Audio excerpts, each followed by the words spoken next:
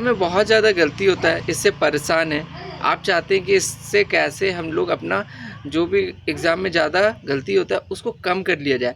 तो इसके लिए बहुत सारे उपाय हैं। जैसे मेरा 20-25 पहले गलती होता था, तो फिर क्या हुआ, मैं धीरे-धीरे रिड्यूस करके अब मैं 5-6 में पहुंच गया हूं और भी कम करना चाहता हूं।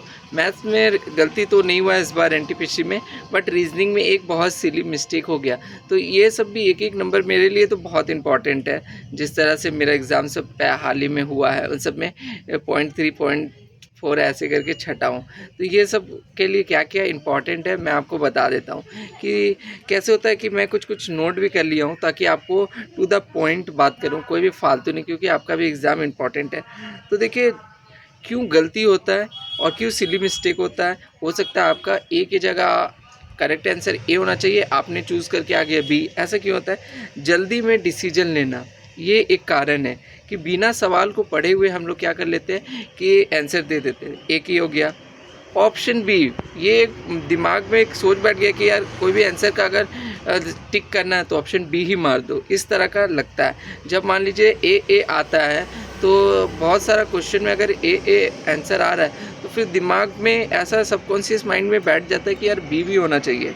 ओवर थिंकिंग, यार क्वेश्चन को लेकर के हम लोग बहुत देखते हैं, इतना लंबा है यार, ये तो बहुत टाइम लेने वाला है, इसको हटा दो, लेकिन वो बहुत ही आसान भी हो सकता है। ठीक है, तो ये एक हो गया। दूसरा है कि प्रैक्टिस नहीं हो पाता है, घर में हम लोग प्रैक्टिस नहीं करते हैं, इस कारण टाइमर। इसीलिए हमेशा क्या करना चाहिए, टेस्ट देना चाहिए। तो इसका सॉल्यूशन क्या है कि देखिए, आपको जो जल्दी में डिसीजन जो लेते हैं उससे अच्छा है कि आप 5 सेकेंड है ना, 5 सेकेंड आपको क्वेश्चन में एक्स्ट्रा देना है। क्वेश्चन को आपको अच्छा से पढ़ना है, क्वेश्चन को आप अच्छी तरह से पढ़िए और पता लगाइए कि ये 10 सेकेंड, 15 या फिर 30 सेकेंड या 60 सेकेंड या फिर 2-3 मिनट में बनने वाला है। कुछ क्वेश्चन ऐसे आएंगे जो 3 मिनट, और कुछ ऐसे होंगे 10 मिनट भी लग जाए फिर भी ना बने, ऐसे भी क्वेश्चन है। तो ये कैटेगराइज करना बहुत इंपॉर्टेंट है।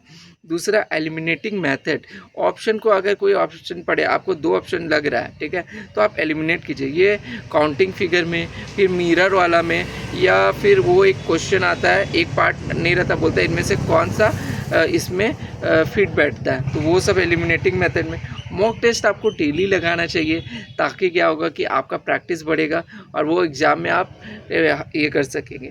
अब सेल्फ टॉकिंग करना बहुत ज़रूरी है। अब ये सेल्फ टॉकिंग होता क्या है कि देखिए, कोई भी आप एग्ज़ाम में दे रहे तो आप एक बार पहले पूछ लीजिए अपने सबकॉन्शियस माइंड में, क्या ये जो दे रहा हूँ क्या 100% सही है, तभी जा कर के जब ये सब पूछेंगे ना तो ऑटोमेटिक आपका जो गलत होने का चांस है वो कम होते जाएगा। और एक चीज़ रिकॉर्ड रखना बहुत ज़रूरी है। आप मॉक टेस्ट दे रहे हैं ना, मॉक टेस्ट में देखा कि आपका ऑप्शन जो है वो क्वेश्चन आता हुआ भी गलत हो गया, ऐसा क्यों हुआ है? तो इसका क्या है कि आपको लिखना है, अरे ऑप्शन जो था वो मैंने अच्छे से रिवीजन नहीं किया, या क्वेश्चन को मैंने नहीं पढ़ा, काफ़ी ट्रिकी था, काफ़ी लेंदी था, हड़बड़ाहट में। इस तरह से ट्रैक करेंगे तब जाकर के आपका जो गलती है वो क्या होगा, कम होने लगा। जहाँ आपकी नेगेटिव नंबर, जो क्वेश्चन गलत हो गया वो नेगेटिव जो है वो आप जो बनाए उसमें से भी नंबर कट जाता है। तो ये सब जो है नंबर बढ़ेंगे तो आपका एनटीपीसी में होने का बहुत ज़्यादा चांस होगा। तो मिलते हैं नेक्स्ट वीडियो में। जो भी इम्पोर्टेंट एग्ज़ाम से है वो मैं आपको बस शेयर कर रहा था, और ज़्यादा मैं टाइम नहीं लेना चाहता हूँ।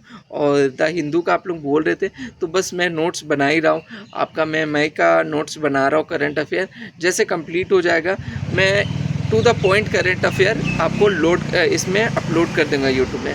तब तक बने रहे, अपने दोस्तों को भी वीडियो शेयर कीजिए, अच्छा लगे तो लाइक शेयर सब्सक्राइब कीजिए। मिलते हैं नेक्स्ट वीडियो में। Thank you.